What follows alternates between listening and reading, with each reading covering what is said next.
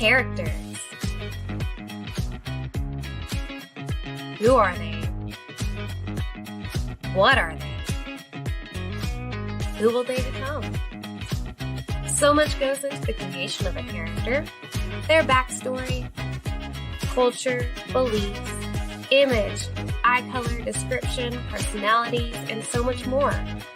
As readers, we only get a glimpse of what truly goes into each character. So grab a beverage and get comfortable as we explore this episode's character in depth with your host, Madilynn Dale.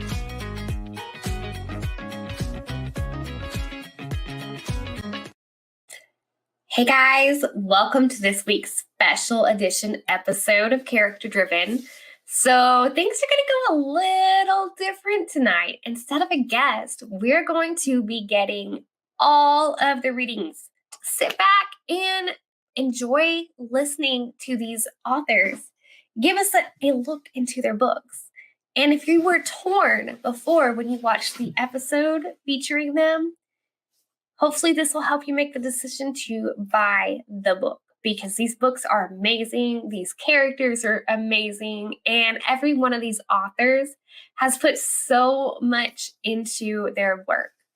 So get ready for a fun show, and don't forget to hit the like button and subscribe. Share this out there on social media. Help these authors out by sharing a bit of their work. Chapter 7. The Walk. Jacob nervously scanned the area outside the gates of his father's salvage yard.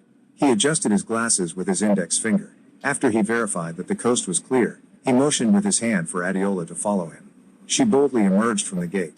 She stumbled and tripped into a parked motorized bike, fashioned after a Vespa, that was near the entrance. Due to the narrow streets and walkways on the station, these compact vehicles were the primary mode of transportation other than public transport. The vintage-styled vehicle fell over with a loud crash. Jake jumped out of his skin. "What are you doing?" he asked in a loud shriek.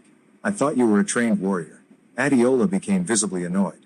Her eyes narrowed and she said, "The gravity here does not feel right." She ran slender fingers over her body, pausing over some places and making vexed faces. "My body. It feels too light." She crouched to pick up the small motorbike. She stood with the bike at waist level held by both hands. Jake's jaw dropped. Are all of the Ares this strong, or is Adiola some kind of super warrior? He thought. She struggled to set the bike back in place. Jake aided her by working the kickstand.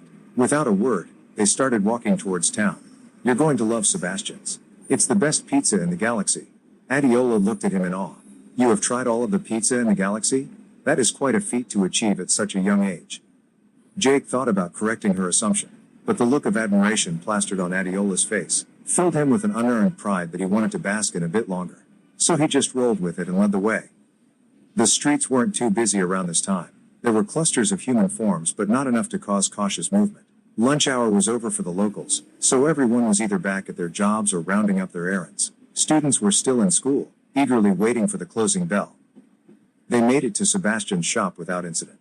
A tsunami of relief washed over Jake. "Just wait here between the shops while I go inside." He noticed her disapproval. "Please." After a little hesitation, she nodded and walked into the narrow alleyway between the two stores. Jake disappeared into old man Sebastian's pizza shop. For the first time since she woke up, Adiola was alone. She marveled at the strange architecture around her. Gently, she ran her fingers across the outer wall of the pizzeria to feel its texture. It looked and felt like brick, but something was unreal about it. Although it had the trappings of excellent workmanship, it didn't feel like it was made from the ground. She concluded it was created by something else, a synthetic amalgamation of materials that simulated natural elements. This was an achievement by itself. She wondered about these humans and their need to simulate things they can't have. Dirk Goes to Church by Ron L. Lahr. Look, I think we can all agree that sometimes having friends is a real pain in the arse. They want you to do all sorts of things for them. Help 'em move, kill a guy, hide a body.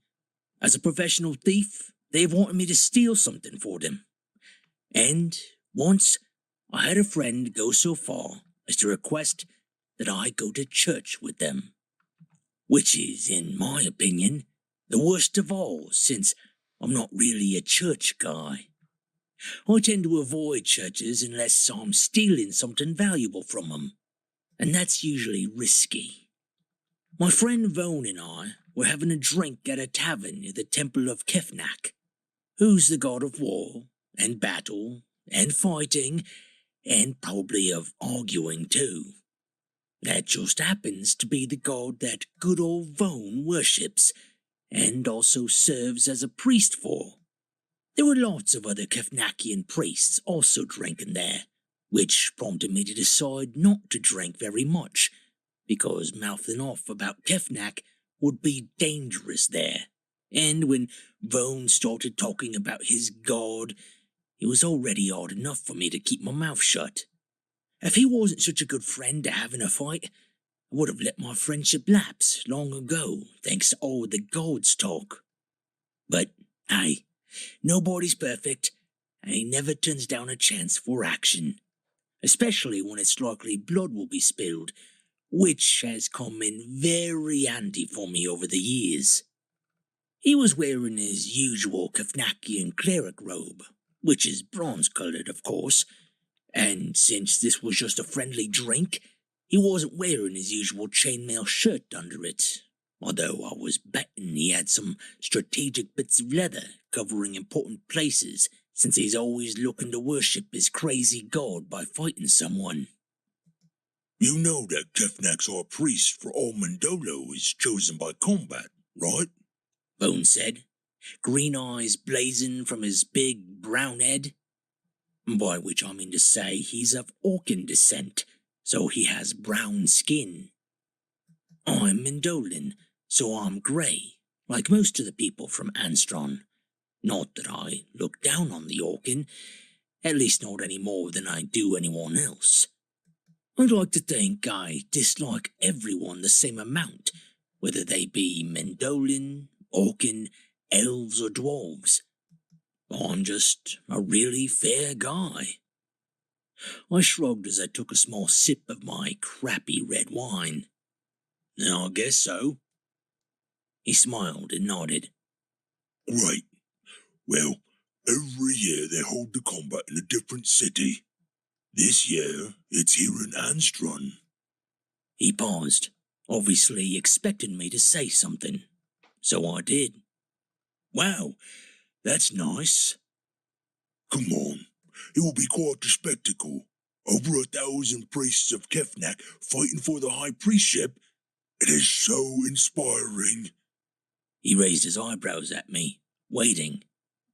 I bet it is, but I'm not much of a churchgoer. That was putting it mildly. Dirk, each combatant needs a personal attendant to help him prepare for the fight. I want you. I sighed loudly. I have a bit of an actor in me. Why me? Don't you have any other friends you can bestow this great honor upon? Vone sighed even louder than I just had. I'm fairly sure he was mocking me. Most of my friends are either already Kefnakians or they do not appreciate the beauty of combat. He smiled warmly. But with you, I know that neither of those things is the case. I wasn't sure what he was talking about, and it must have shown on my face, because he smiled and sat back, taking a drink of wine before he continued. I think I need to approach this in a different way. Let me tell you about the rules for the combat. All right, I said, as seriously as possible. That sounds interesting and fun. That earned me a look. The combat itself is simple. We all gather in the largest stadium in the city. In Anstron, we do not have one that is large enough, so one will be constructed on the training grounds inside the palace compound. It will be consecrated as a temple of Kefnak for the day. Only wooden weapons are allowed, and they are provided by the church. You pick whatever you want as you enter the arena floor. You are not allowed any armor, except a helmet to protect your head. Any combatant that is knocked out is removed from the field by priests of Syndrem, the god of healing. At any time, you can throw down your weapons and be done. But that is frowned upon unless you have at least one broken bone. Of course. Dirk, this is serious. I was earning a lot of looks from Vone today. Anyway, the last person standing is the High Priest of Kefnak for the entire world for the next year. This was taking forever. That all sounds simple enough. What do you need me for? Vone chuckled. You want me to get to the point? He waited, and was obviously going to do so until I answered his ridiculous question. I nodded, desperately. Fine. Starting 3 days before the actual day of combat, it is allowed to...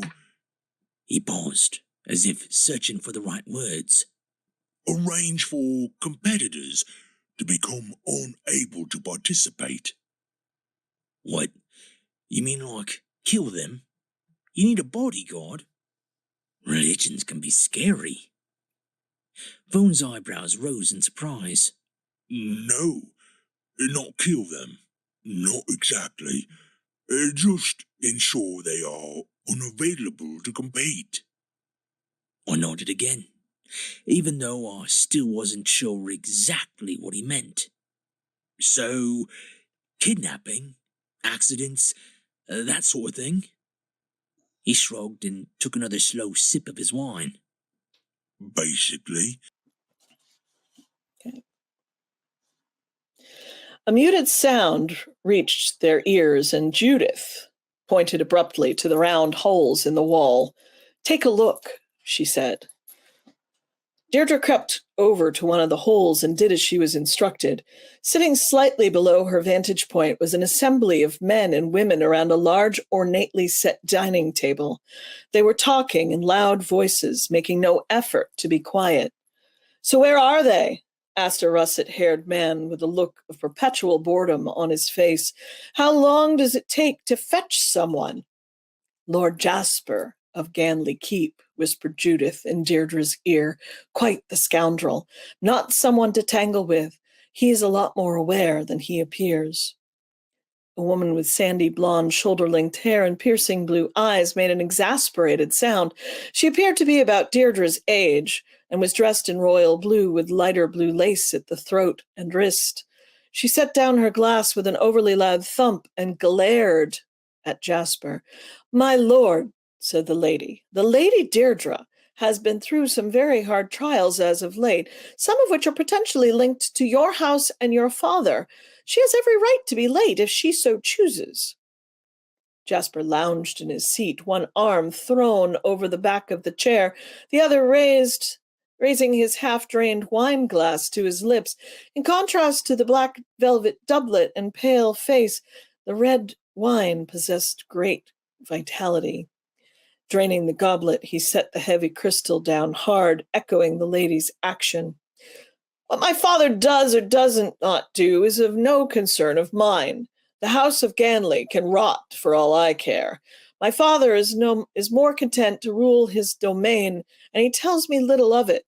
I, however, prefer the gentle companies of ladies and the lucky roll of dice now and again."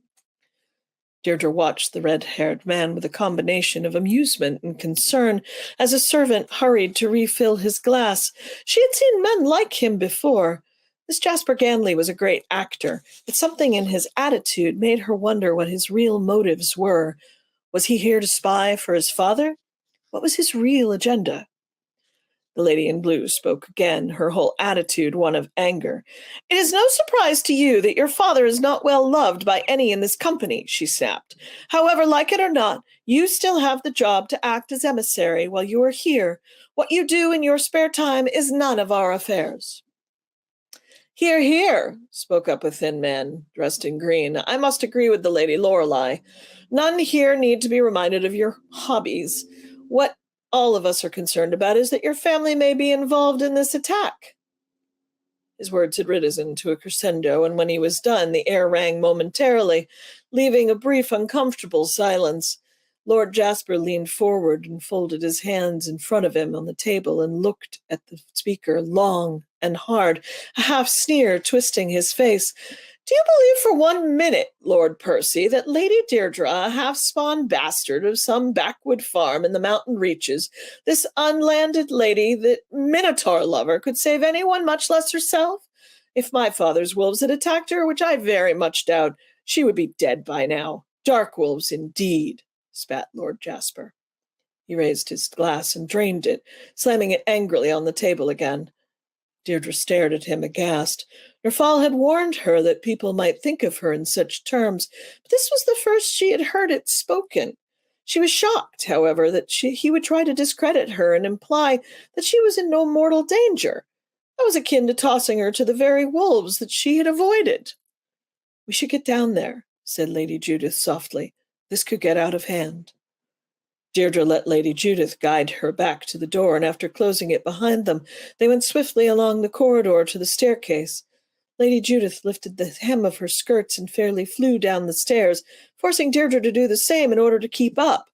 At the bottom, they turned and entered the hallway that Deirdre had seen Lady Judith originally emerge from when they arrived. They opened into another corridor, this one brightly lit with many doors, outside of one which stood Jan. When he saw Lady Judith, he gestured wildly at the closed portal behind which came the sounds of muffled arguing. Lady Judith pointed up and said, "Dinner." Jan nodded and raced down the other end of the corridor. "Ready?" said Judith softly. Deirdre nodded, and they entered the room. The second, a ship much like this one, will be the TFS Constitution. This name is in honor of the guiding principles of the countries many of us are from: freedom, honor, integrity, justice. The preamble to the Constitution of the United States establishes its purpose and ours in these famous words: in order to form a more perfect union, establish justice, ensure domestic tranquility, provide for the common defense, promote the general welfare, and secure the blessings of liberty to ourselves and our posterity. She, too, should be completed before the end of the year. Kendra's focus sharpened. Secure the blessings of liberty.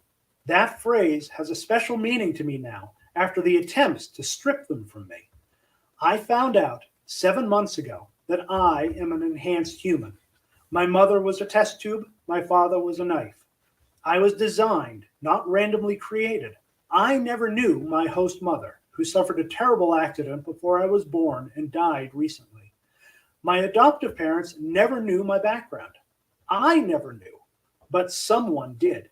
When the information came out, certain parties decided to use it to try to smash my dreams and the dreams of all those who have followed me on this journey. Her voice hardened. They failed. On every level, they failed. And their chosen party failed in his attempt to kill me when their scheme was smashed. They have failed in every court at every level, but failure of this magnitude would not deter them. I know them well enough to be certain. It is my honor, therefore, to announce that today, all across the globe, in every nation, the laws and regulations which could be used to strip the very humanity away from other people who might be in the same situation are being struck from the books. These laws no longer have a legitimate purpose, if ever they did. Simply put, they have outlived their usefulness.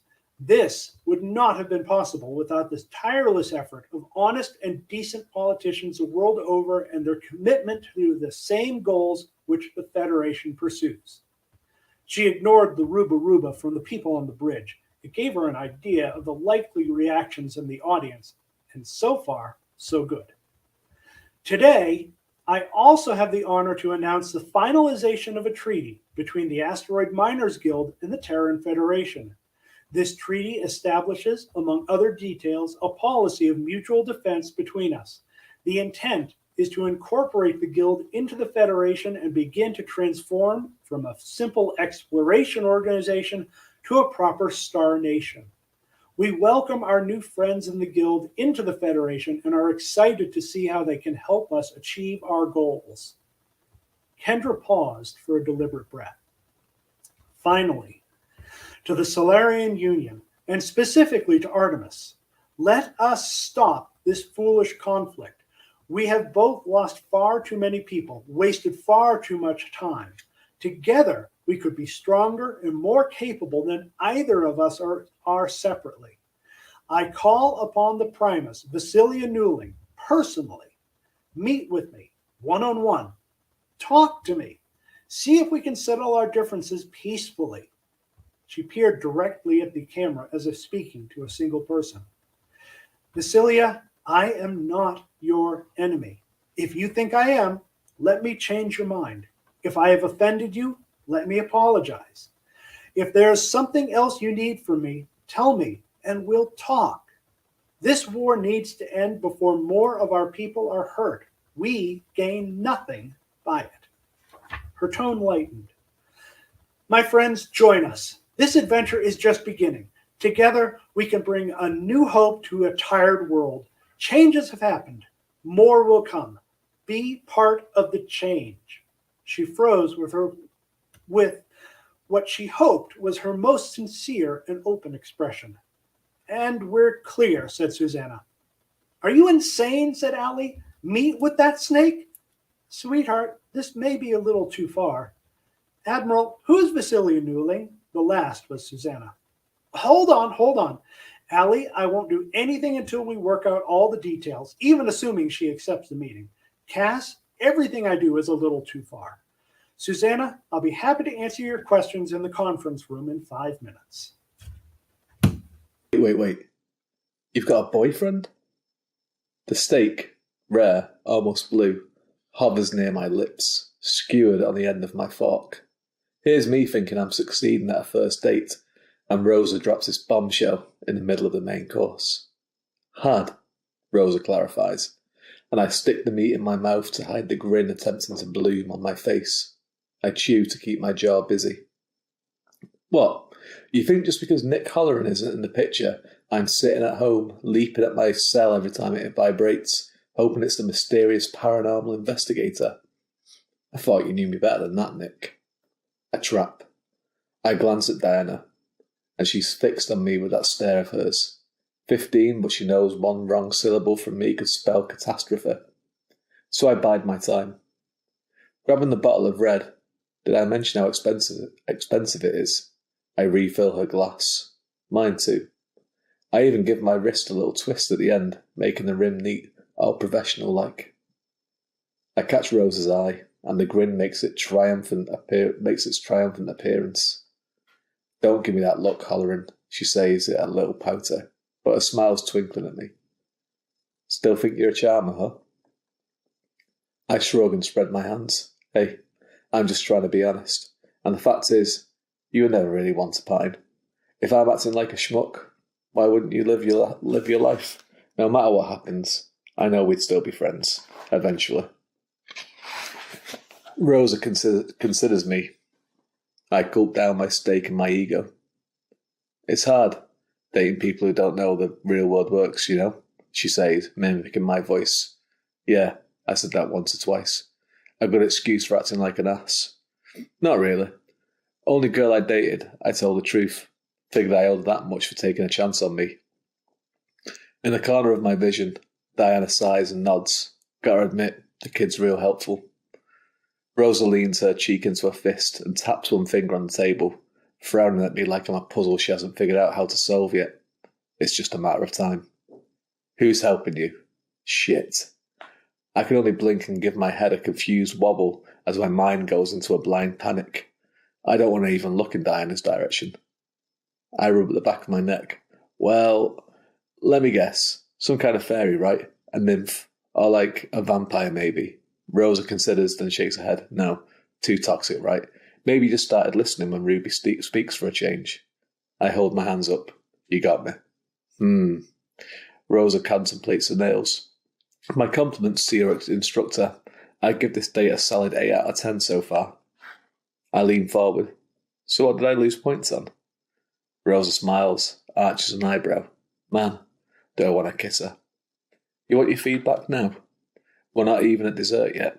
Sure you don't want to try a little bit harder to see if you can make a perfect score? I join in with her laughter. How's work? I asked. She used to hate how I never asked her about that. I didn't do it out of spite or anything. I just forget to ask people. Maybe because I spend so much time dodging those kinds of questions myself. Rose's eyes go wide, and she takes a sip of her wine. Oh, busy. Getting a lot of people coming in with flyers lately, pets going missing. You heard about that? Yeah, I reply, thinking of the posters behind the bar and the sticks. Seeing them about. Weird, huh? The nerves I had melted away as soon as we polished off the first bottle of red, and me and Rosa got to yapping like no time had passed at all. With a little help from the kid, I steered the conversation away from ghosts and demons and my encounter with Michelle Wheeler. It's difficult because Rosa wants to know. She wants to be a part of it all. I'll ease her into it, just not tonight. After 2 hours and another bottle, I decide to throw caution to the goddamn wind. Rosa, I missed you. Silence. I take a quick glance at Diana, who's so embarrassed she's turned around and staring through Tony's windows. Rosa just peers over her glass wine at me, and I wish I really had taken some advice from Ruby. Sorry, that's not fair. Got no damn right to say that. All the times I messed you around, screwed things up. A touch on the forearm shakes me from my cringing. Rosa's hand lies on my shirt cuff. You're being honest with me. You know I prefer that. She pulls away. Since we're being honest, I missed you too. Within the was less than 3 limbs overhead, but the wind was still whipping the limbs to and fro. Coupled with the frequent lightning strikes, I was a little worried for my health. If the puka was manipulating this storm, then who is to say it wouldn't try calling down a bolt of lightning to fry me right up? Though the way the wind was blowing, a falling tree limb seemed just as likely to take me out of the game. Dark forest surrounded me on all sides. I was in the midst of what looked to be mostly pines, and the ground was thick with the bed needles. What little undergrowth there was consisted mostly of briar thickets, which I did my best to avoid, but running through the dark and stopped looking around me, trying to see if I could spot the puturka. Mouthing a few words and flicking my fingers, I summoned up a ball of blue flame in the palm of my hand. It didn't do the best job lighting my way, but it was better than nothing. Wheeling around, I caught a glimpse of reflected light coming from a set of eyes near chest level to me. Hunched on the side of the pine was a squirrel, its rat-like body clinging to the bark, its tail flicking back and forth angrily. Beady little eyes stared at me, and before I could react, the damn thing launched itself through the air at me. Its mouth was open wide, and its tiny little claws were grasping at me, aimed rip out. Back smacked the squirrel in the air, knocking it to the ground in the process. Its little teeth had hit my hand, leaving a tiny gash I could feel, but the squirrel had gotten the worse outcome. It was dazed, stunned by the force of my blow. I screamed as something latched onto my calf. Kicking out wildly, I slung another squirrel skyward as it shook loose. It took a small chunk of flesh with it as it hurled through the air. It stopped when it hit a nearby tree. It managed to hang onto the bark somehow, turning and chittering at me wildly. The one I had dazed was starting to try and chew into my now, which made me to jump back. I could see that there were at least several fucking their way down a tree towards me, and their beady little eyes all filled with blue flame and mayhem. I have a soft spot for small woodland animals, but fuck those squirrels. The closest caught an orb of blue flame to the face as I turned and took off running. Before, I'd been jogging, but now space me damn squirrels.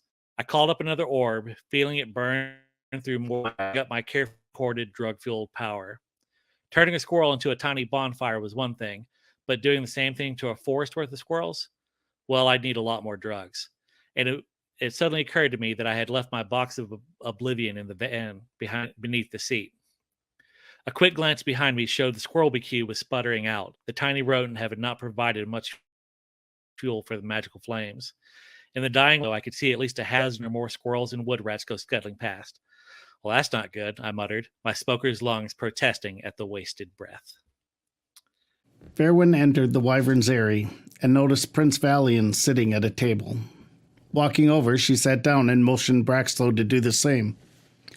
Your swords will not do much good down here, your highness. But here they will stay, Prince Valian replied. The elf policy for generations has been to not get involved in the wars of men. Unless elf are attacked, I will not interfere. Unless the Grenlar manage to get into the city and assault us, we should remain uninvolved. Our treaties specifically require that we defend our allies, Fairwind reminded him. Aye, Braxlow added. The elf shall come to the aid of the humans when needed, as the humans shall come to the aid of the elf when required. Exactly so, Sir Braxlow. Valian raised his hand with one finger up. And as soon as the great king has been notified of the need, the elf shall aid King Henry, as will all of the great king's loyal subjects. But until then, the position of the great king is that the elves shall be non-combatants unless defending themselves, their families, he gave a wink to Fairwind nodding at Braxlow, or their retainers. That is the law of the elf. Fairwind thought about the prince's words, then got up and started to the stairs. Come, Braxlow, I have need of my scrolls. Reaching the room, she found Ariandel sitting nervously at her desk. She appeared to be writing something on a scroll. She turned and, seeing Fairwind, rose and ran over. I am so happy you are here, Your Highness. I was going to the wall when Prince Valiant stopped me and told me I was not to interfere. I didn't know what else to do, so I came up here and stole Sibley's scroll-making supplies and have started writing a fire blast scroll. Spirits bless you, child. Since the prince has commanded you not to interfere, you must remain here. But I shall not. Fairwind gathered her scrolls, then noticed Sibley's storage chest opened. Several scrolls could be seen in a small bag. She recognized the bag as the one he had brought to the mages competition. She left a small message on the locker and gathered Sibley's scrolls along with her own. Before she left, she turned to Ariandel. I left a message for Sibley claiming that I opened his locker and gave you the supplies. I also took all of his multiple fire blast scrolls, if he asks. Continue your scroll writing. 15 minutes later, Fairwind approached the southern wall. She sent Braxlow to assist the men defending the city, while she climbed the stairs to the bulwarks where other wizards stood. A captain of the guard hailed her. The Grenlar have another army attacking to the north. Best to get there quickly. Nodding, she ran along the wall, watching the battle below her. She looked for Lolark and spotted the enormous paladin right away. Fighting with a shield and a bastard sword, he was hewing great swaths of the Grenlar in front of him. Okay. So this section of Wolves Running comes somewhere in the middle of the book, and it's not long after they've actually moved into the house that her uncle had found for them. And it's the first major snowstorm of the year has come upon them, and they're snowed in, or they're starting to become snowed in. Several police cars were parked across from our house, and the wind carried the distraught wails of a woman standing in the snow, pleading with the officers to find something. The man standing next to her was dressed for the weather and sounded desperate as he spoke to the policeman. It took me only a minute or so to understand what had happened. They had been watching TV and had thought their child was safe in bed. When they went upstairs to check on her, they found their little girl was not there. A frantic search of the house led to the discovery of the unlocked kitchen door, and the parents had gone hunting for her after calling the police. Their hunt had turned up nothing, and we were almost overpowered by the scent of their fear coupled with the fumes from the cars. I changed back to human, hunkering my body down against the trunk of a tree. We need to find her, I said. John changed back as well and crouched next to me. Shit, he muttered. What can we do? Can we stay out here to search? If the child was going anywhere, my guess would be the park. According to Google Earth, there's a path at the end of the cul-de-sac. She could have cut into the woods from there. That's where we'll head. Be careful not to be seen. Shifting back, my nose was assaulted by the smell of exhaust once more. I focused in on the parents' scent, registering it, and then turned and raced towards the woods. John at my heels. I thought I caught a faint whiff of something in the air that was similar to the parents, though not exactly the same, but it was gone before I could pinpoint a direction. I whined at John, and we trotted through the hawk-deep snow, peering through the wind-lashed curtains of swirling white. In the darkness ahead, we could see the officers' bright searchlights, and we swung out away from the voices of the police. I smelled a hint of the scent again and cast about, trying to follow it. John had angled further to the north than I, swerving towards the lake. I caught up to him just as he put his foot into the water, breaking the fragile ice. We looked at each other with alarm, hoping that the much lighter child hadn't stumbled onto it and fallen through. We paced along the shore, peering through the snow to see if the edge of the water was broken anywhere, but nothing appeared to be amiss. I was getting more concerned, however. The girl had been out here for who knows how long at this point. It was cold, well below freezing, and she wouldn't last much longer. I worried that we would find a little frozen corpse instead of a child if we didn't find her soon. John picked up on my worry, and he cast about, nose to the wind, searching. As we made our way along, I suddenly caught a faint sound, almost like a bird's song, high and tremulous. There was fear in that cry. John's ears pricked up. He'd heard it too, and we followed along the lake shore to the right. The sound came again, louder. The wind changed directions, and in the gust we caught the child's scent much more strongly than before. John altered his course abruptly, and I followed him into the brush along the shoreline. We found her huddled under some sort of evergreen, half frozen and terrified. It was the little girl, and when she saw us coming, she began to cry even louder. With unspoken accord, we huddled around her, sheltering her with our bodies. The snow on top of the bush and two of us blocking the wind made the air in the little hollow warmer, and the child's crying was reduced to hitches and sobs as she curled up against my fur, shaking. John and I looked at each other. We had to get her home, fast. John moved behind me, hiding as best he could, and shifted back into human form. "What's your name, honey?" he said, peering over at her. Her eyes went round as he spoke to her, and she whispered, "Sarah." "Okay, Sarah, we're going to take you home now," said John. "Climb on my back when I'm a wolf again, okay? We'll get you safe to Mommy and Daddy." She nodded and clung to me harder with her cold little hands. He changed back into his wolf form and crawled outside, staying crouched so she could climb aboard. I nosed her to leave the shelter and get on his back. Once she was on and had a firm grip of his ruff, John stood, and I steadied her as we walked through the storm back to the house. There was no help for it. We'd have to risk being seen. John moved as quickly as he could, and I tried to buffet the wind for them both as much as I was able. She huddled against John, making no sound and hiding her face against his warm fur. We reached the trail again and headed for the break in the fence that led to our cul-de-sac, turning down the path towards the neighborhood. There was only one police car there now with its lights on, and the child's mother could be seen through the window of the house. John gritted his teeth and paced up the walkway to the porch steps. The little girl glanced up and, seeing her house, slid from John's back to run up the stairs. John backed up a few paces to where I waited, and we stood watch as she stretched up to ring the bell. The door opened, and with a cry of happiness, the woman came out and swept her daughter up in her arms, hugging her and crying her name. Then she looked out and saw us, her breath catching in her throat. I nodded to her, and John cocked his head to one side. The child turned and said, "Mommy, Mommy, the doggies brought me back. The big black one told me to ride on his back, and they brought me home." Her mother glanced down at her daughter, then back at us. John bowed his head to her, and we turned to leave. "Wait," said the woman. She put the girl down, shooing her inside, and came back to the edge of the porch, staring at us where we paused in the walkway. Thank you for finding my baby. I'll let people know what you did for us, that you are good. Thank you so very much."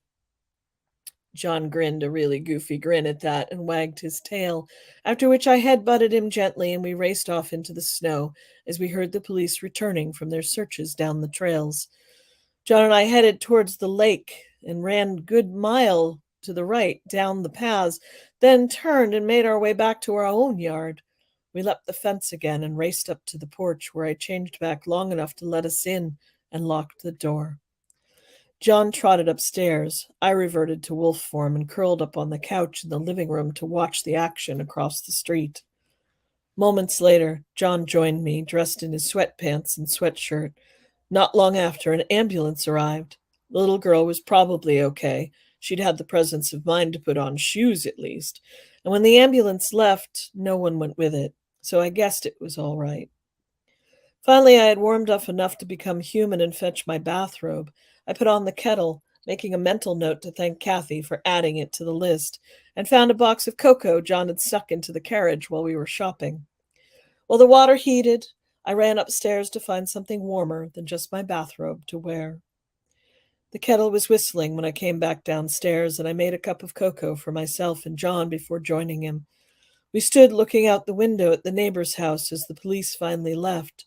The lights went out one by one in the houses along the street, but across from us, one little light still burned softly in an upstairs room. I would bet it was Sarah's room, and her parents were going to sit with her throughout the night. I know I would if she were mine. It was 3:00 and still snowing when John and I finally returned to bed. We curled up together for comfort and slept, not caring when we woke the next morning. Uncrowned excerpt as read by Sirius, featuring the character of Farron Matrador. Finally, Farron extended his hand. On his thumb was a gold ring bearing an engraving of a dragon. He had 3 rings in total, but the one on his thumb was an artifact of the god Azrael. Enkars ground his back teeth so sharply that they ached. He reached out to take Farron's hand, raising it up and bending stiffly so that he might brush his lips against the gold. Farron's smile widened, and he withdrew his hand, preening visibly before every witness to his holy preeminence. "Your Grace," Enkars finally greeted him. "Your Majesty," Farron returned the etiquette. "I trust your journey was not an unpleasant one." Enkars watched as the blond man that he did not recognize emerged from the coach. Farron turned his head when he saw his father's gaze change directions. "It was not," the prince assured him vaguely. "Allow me to present Felix D'Artian, High Priest of Morcant. He was good enough to accompany me from East Averlin." "Quite a long voyage for a single ceremony," Enkars raised an eyebrow. "Surely you intend to remain with us for some time, Your Eminence." "It will be my pleasure to remain here as our new crowned priest settles into his position," Felix said, bowing his head to the king. "Felix has this dreadful notion that I might be in need of some support. I tried to dissuade him, of course, knowing that I will want for nothing now that I have returned home." Enkars clasped his hands behind his back. It was all he could do to keep from peeling that smug expression off Farron's face. "I imagine you are famished," the king said. "Breakfast will be served on the terrace. High Priest Melchiorre has yet to arrive, but High Priest Malhai is already here." "How delightful." Farron accepted his walking stick from a footman. "Who else shall be joining us, my sister?" "Have you missed her at all?" Enkars began to walk. "No, and I hold no illusion that I am the brother she sits in her window and pines for." "She does not miss you, but she will present nonetheless," Enkars said. "If you can tell her something of Shrukian, that will please her." "Fortunately, I would rather speak on anything else." Farron glanced up at his sister's window as he passed underneath. He would not put it beyond her to still be a bed. If the gods held him in any favor, she would miss the ceremony altogether.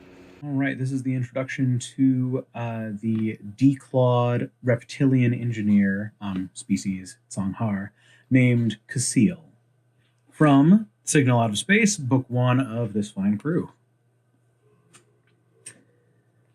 The atmosphere of the Stellar 7 orbiting station was simply magical.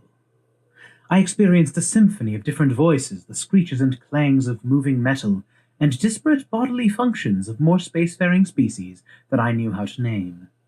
Naturally, as I had never before visited an interstellar hub, I had the luxury of bright-eyed fascination about everything I saw. To think that most of my litterkin had never even left the home burrow for more than a day, and yet I was shipping off to the edge of this galaxy to rendezvous with the fiercest warriors to ever reach out across the stars before destroying themselves entirely. But I am getting ahead of myself. From the moment I exited the Routeliner, I wasn't thinking about interstellar politics and the greater forces who wrested for control. No, I was being delighted by the little furry numbers who flinched at the sight of me and would have blanched if only they could change their color. I had not studied more than a few phrases of Belbe, and might have gotten these wrong. "Greetings," I said, trying to sound exuberant but not hungry. "Which way to upper platform 24? From behind me, an unpleasant digit pushed up against my scales. I refrained from trying to trip the owner with my tail. It was another Songhar. not from my home borough, or even my native moon, but with faction camaraderie that I was not to disrupt. She said in our language, "Stop talking to the prey, Casil. Turn instead to the display board." Some of my travel companions had already done so, and picked a heading, but I was determined not to leave the interaction without a tale to balance. I turned to the diminutive creature who had begun biting the hair off the back of its wrist in worry, giving a sweeping flourish with my own hand, complete with a friendly tail arch. I said, "Thank you, safe travels," or something close in pronunciation. "Casil," she hissed, "your conduct is most embarrassing. Do not forget that we are ambassadors, not only for the Yavame, our cluster of moons, and therefore our primary faction, but the Tsanghari, my species." That was how we chastise each other. Dreadfully polite, if you ask me. How charming to think that I would soon learn human insults, which would put those to shame. Now, before you grow cross with your narrator over confusion, I shall clarify I am not, in fact, a human. I am a member of the sprawling Tsanghari people, who inhabit a network of moons and the occasional planet, and who apparently developed airtight bubbles for space hopping before anyone had thought of a written language to describe the feat. To humankind, we are referred to as lizards. Though, to be zoologically accurate, we are physically much closer to their endangered tuatara, who have a nicer-sounding name. As I would tell the checkpoint officers, my name is Casil, of the Yavame moons and the Tsanghari people. I had an appointment in the human home system that was more important than arguing with a stubborn next-moon toad named Lisarn. Clarification, Lisarn is not literally a toad, but another Tsanghar. Toad is merely a close translation for small, warty non-sentients from our own moons. "Very well, Lisarn," I said, in as regal and stately a manner as I could stand to fake. "Please do lead on." Lisarn snarled and revealed the sharp triangular teeth of one side of her mouth, the blackened lips framing her jaw with the burnt orange face. Then she turned and led, as instructed, meeting up with the other Tsanghari. Upon moving closer, I could see that we were not the only ones experiencing tension and trying to mask it. Though we wore little to impede movement, the thermocoils around our torsos as the only absolute requirement, every one of us lizardly folk also wore at least one band of colored symbols to signify our home moon or high matriarch, and it was clear that almost every one of them wished to assert or display some measure of superiority and physical dominance. There are obvious reasons the rest of the galaxy perceives us as snarling predators, given how much infighting there is among our people. So I picked a scene from chapter 5 called Insomnia. This is a conversation between Violeta and her best friend, Luli Ballester.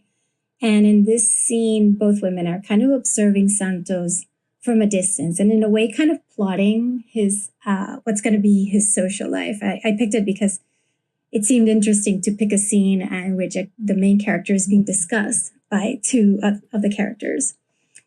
So Luli Ballester arrived shortly after noon, the first of 2 daily magical occasions during which various clocks in the house chimed in unison to create astounding melodies that reverberated throughout the many secret rooms, fountain-filled patios, and shadowy nooks of the house of Andújar.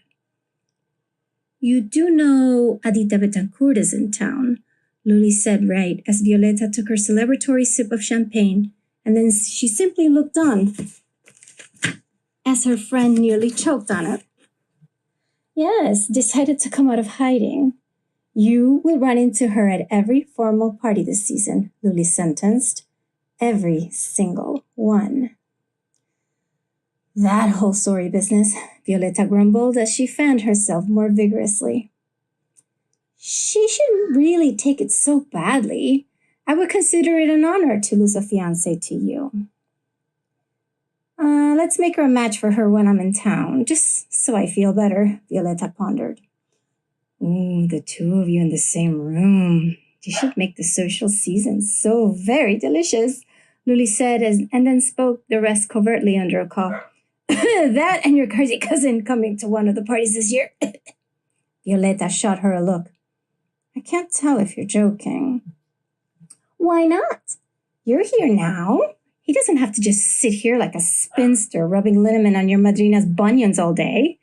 Besides, once Ophelia, passes on, there's going to be a line of young, pretty vultures circling around the intoxicating scent of eau de sol male air. Soul air? I get half. Yeah, the lesser half. Violeta pouted in reluctant acknowledgement.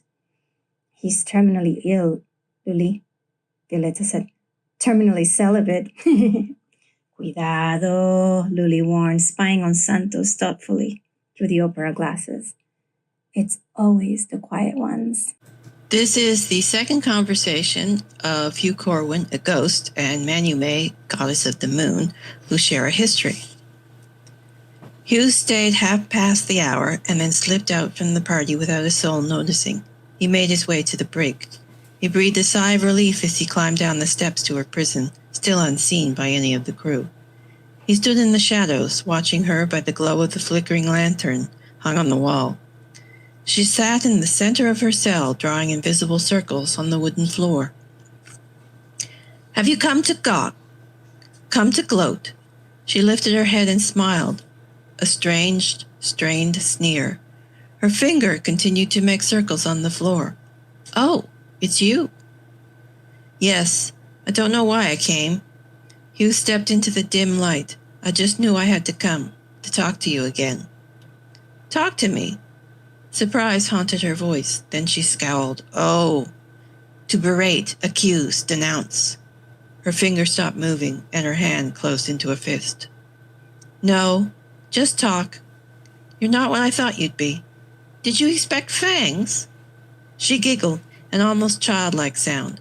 Maybe you thought I'd be 8 feet tall. Hugh chuckled despite everything. No, nothing like that. He took a breath and told her the truth. I thought I'd hate you. Take one look at you and have a focus for my anger and pain. I never expected to feel sympathy. She snarled. I don't want your pity. Not pity. A kinship, I guess. I look at you and I know. At least I think I do. I know the pain you feel, how alone you feel. Hugh took a step closer, and old feelings, old hurts spilled out, mixing in with his words to her. I know what alone means, what a dark place it is. I know the look I see in your eyes. I know you want someone to talk to, someone who'll listen. That's why I'm here. Hecate watched Liz walk away. She knew that Liz had no clue what she had done to her life. Part of her always felt terrible for doing her job. After all, she once stood in front of Alistair not knowing what she was doing. For a split second, she wished that the girl would have ran away, that she would have never listened to Alistair's story. Alistair was good at making people believe that there was a miracle cure for all your problems. How stupid could this girl be for making a deal with a demon because the foolish man in her life made a shit show of it?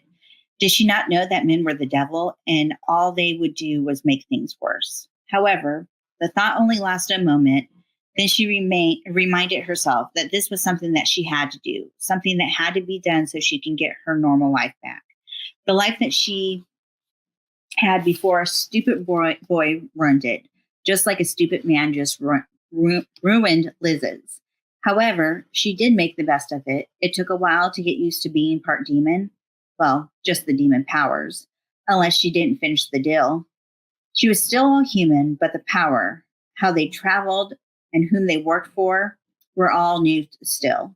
She felt like she was never going to get the hang of it. She got all the powers and strength of a demon and still got to keep her soul. So her humanity was still intact, which was emotionally hard, which was probably why it was part of the deal.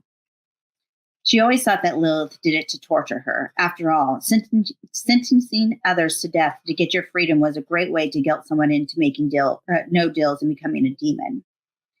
It was a mind game, one that she was not playing very well. The guilt had played with her emotions for a long time, but now it was more of a game to her. How quickly could she get someone to say yes to her?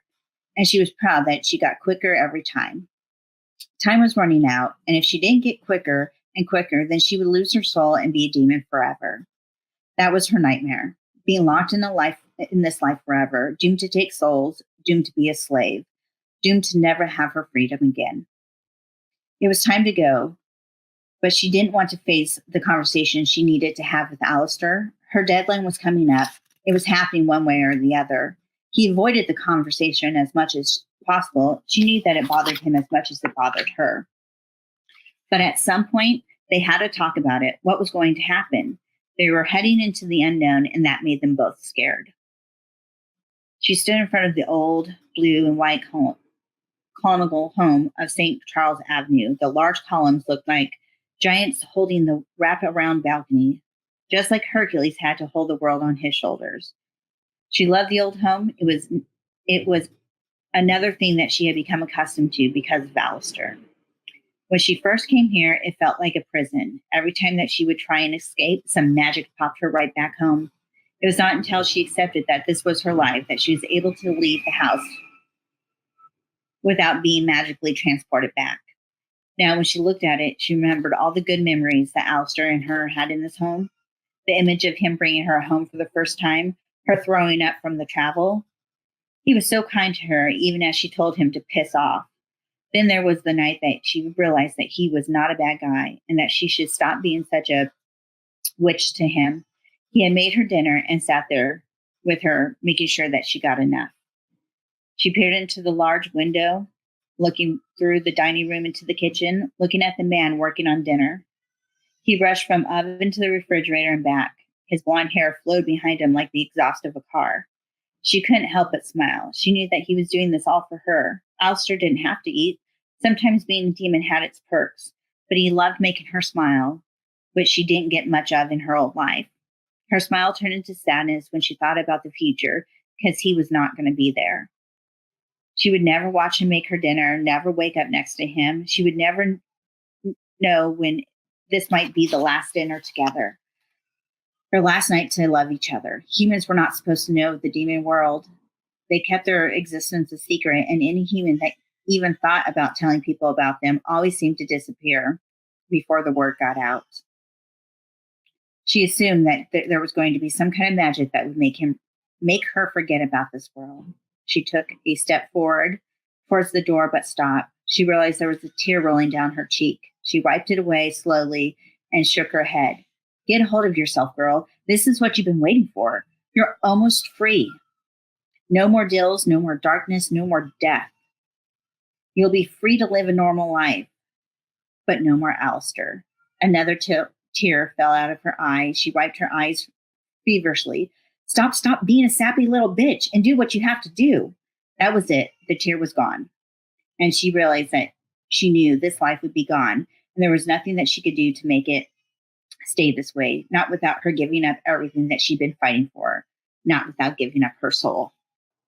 Well, guys, we've reached the end, and I know I enjoyed listening to all of these authors read, and I've actually read some of their books since I've interviewed them.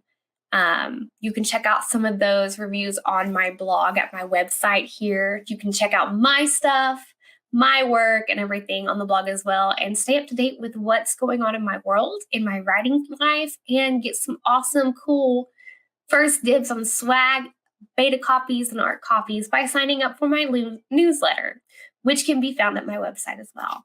But thank you all for watching, and get ready for next week's finale, because what I've got in store for next week, guys, is pretty big. So remember, it's always time